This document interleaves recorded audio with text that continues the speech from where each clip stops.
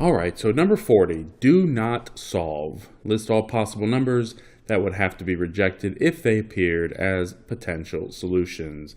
So this is one that's very similar to number 35. All they want us to do is tell them what values of x, if we were to plug them in, would make one of our fractions undefined and therefore the entire equation undefined. So let's take each of our denominators and set each one equal to 0 and solve for x.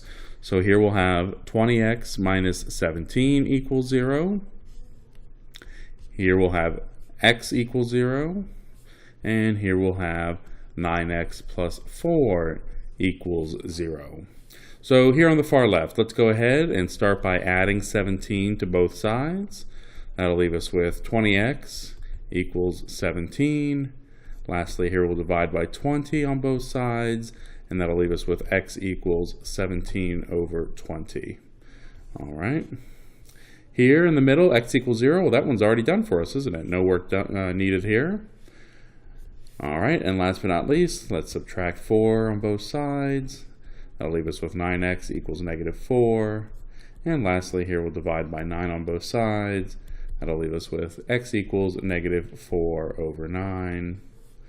All right, and again, this is really x cannot equal these numbers, because if x were to equal one of these numbers, we would have a 0 in the denominator, and then therefore the entire equation would be undefined.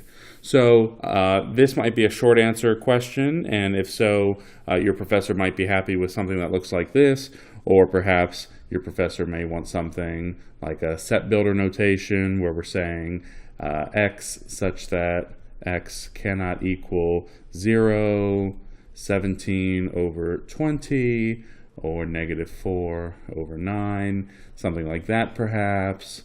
I'm not sure. Or this might be a multiple choice question, and then you'll have something that you'll be able to easily identify as the answer. But nevertheless, we don't want x to be 0, 17 over 20, or negative 4 over 9. And so what we do is we set each denominator equal to 0 and solve for x, and that's how we arrive at these solutions.